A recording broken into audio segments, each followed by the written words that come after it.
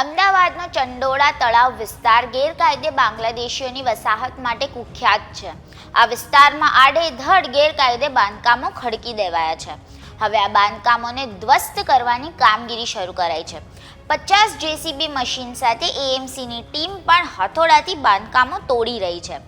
મોડી રાતથી જ ચંડોળા તળાવ પાસે બુલડોઝરો અને ટ્રકોને ગોઠવી દેવામાં આવ્યા હતા. વહેલી સવારથી ગેરકાયદેસર બાંગ્લાદેશીઓની વસાહતને તોડી પાડવા માટે ચુસ્ત પોલીસ બંદોબસ્ત સ્થળ પર ગોઠવી દેવાયો હતો. આ જ મુદ્દે વાત કરશું આ વિડીયોમાં. નમસ્કાર, વાઇબ્સ ઓફ ઇન્ડિયા સાથે હું Surabhi. Police, crime branch, SOG, cyber crime, SRP સહિતની ટીમોના બંદોબસ્ત સાથે ચંડોળા તળાવ વિસ્તારની ડિમોલિશનની કામગીરી શરૂ કરાઈ છે. ત્યારે હવે ચંડોળા તળાવ ડિમોલિશનનો જે મુદ્દો છે એ હાઈકોર્ટ પહોંચ્યો છે. અરજદારોનું કહેવું છે કે કાનૂની નીતિ નિયમો વિરુદ્ધ ડિમોલિશન થઈ રહ્યું છે. અહીં રહેતા લોકો બાંગ્લાદેશીઓ હોવાનું પુરવાર થયું જ નથી. પોલીસ અને વહીવટી તંત્ર મનમાની કરી ન શકે. અહીં રહેતા લોકો ગેરકાયદે વિદેશી છે કે નહીં તે ફોરેન ટ્રિબ્યુનલ નક્કી કરે. ઘર તોડવા અગાઉ કોઈ નોટિસ પણ નથી અપાઈ. પુનર્વસનની પણ કોઈ વાત નથી થઈ. ત્યારે આ સમગ્ર મામલે વકીલ આનંદ યાજ્ઞિકે પણ પ્રતિક્રિયા આપી છે. સાંભળો તેમણે શું કહ્યું. ચંડોળા તળાવની આસપાસ રહેતા રહીશો, જેમાંના કદાચ કોઈક બાંગ્લાદેશી પણ હશે, ના નહીં, અને બાંગ્લાદેશી હોય તો કાયદાની મર્યાદામાં રહી ફોરેનર્સ ટ્રાઇબ્યુનલના ઓર્ડર સાથે એમને પાછા મોકલવા જોઈએ with all dignity and respect.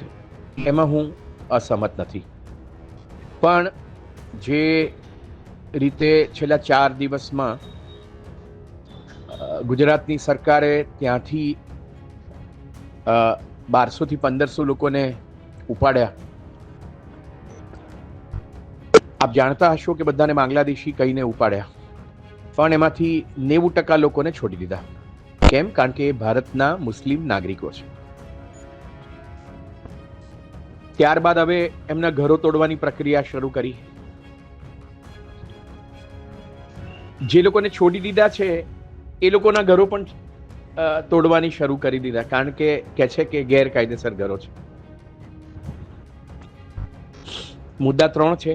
Bangladeshi પુરવાર થાય એના પછી જો એનું ઘર હોય તો તોડવું કે નહીં. જેને બાંગ્લાદેશી કયા ભારતના નાગરિકો જે અત્યારે ડરના માર્યા પોતે બિહારમાં, ઉત્તર પ્રદેશમાં, મધ્યપ્રદેશમાં જતા રહ્યા, એના ઘર અત્યારે બંધ છે ચંડોળા તળાવની આસપાસ, એના ઘર તોડવા. અને ત્રીજી વસ્તુ, અહીંના ગરીબ ગુજરાતના લોકો કે જે લોકો 50, 60, 70 વર્ષથી ચંડોળા તળાવની આસપાસ રહે છે,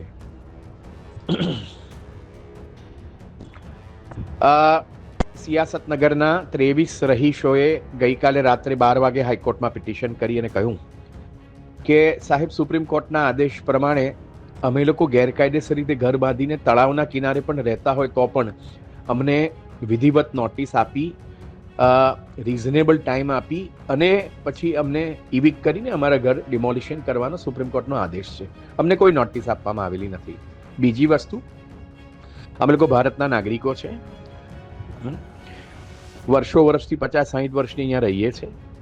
ત્રીજી વસ્તુ કે અમે લોકો 2010 પહેલાથી રહીએ છીએ, એટલે ગુજરાત સરકારના સ્લમ રિહેબિલિટેશનના પ્રોગ્રામમાં અમે લોકો સંપૂર્ણપણે કવર થઈએ છીએ. તેથી પુનર્વસવાટ અને પુનર્સ્થાપનની પ્રક્રિયા કર્યા વગર, અમને વૈકલ્પિક વ્યવસ્થા આપ્યા વગર તમે અમને આ જગ્યાએથી કાઢી શકતા નથી.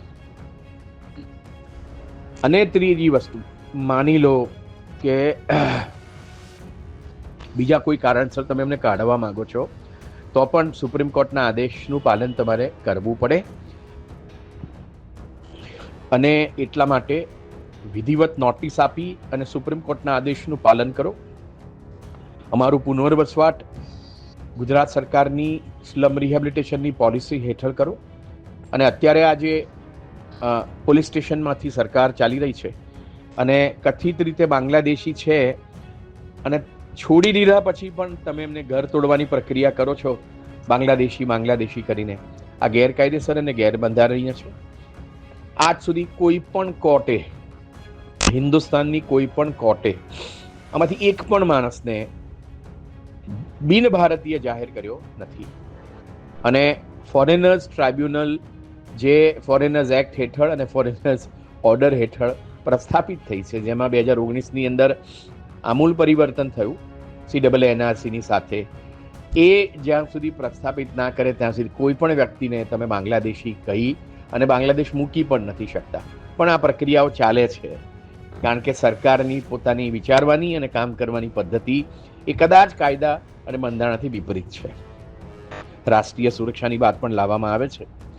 રાષ્ટ્રીય સુરક્ષાની વાત એ ફક્ત પહેલગામ પછી જ સૂજી. એની પહેલા ગુજરાતની સરકાર એ રાષ્ટ્રીય સુરક્ષા હેઠળ ચંડોળાની ચિંતા કરતી ન હતી. આજે હાઈકોર્ટની અંદર એ 23 સિયાસતનગર ચંડોળા તળાવ પાસેના રહીશોની પિટિશન 11 વાગે સંભળાવવામાં આવશે. જોઈએ શું થાય છે. નમસ્તે. પહલગામમાં થયેલા આતંકી હુમલાને લઈને હાલ ગુજરાત પોલીસ બાંગ્લાદેશીઓને શોધીને ડિપોર્ટ કરવા લાગી છે. અમદાવાદ પોલીસ પણ 2 દિવસથી ચંડોળા તળાવ વિસ્તારમાંથી ગેરકાયદે બાંગ્લાદેશીઓની તપાસ કરી રહી છે. આ 2 દિવસમાં પોલીસે 890 શંકાસ્પદ લોકોને ડિટેન કર્યા હતા, જેમાંથી 143 લોકો બાંગ્લાદેશી હોવાની ઓળખ થઈ હતી. દેશ અને ગુજરાતના તમામ સમાચારો માટે જોડાયેલા રહો વાઇબ્સ ઓફ ઇન્ડિયા સાથે.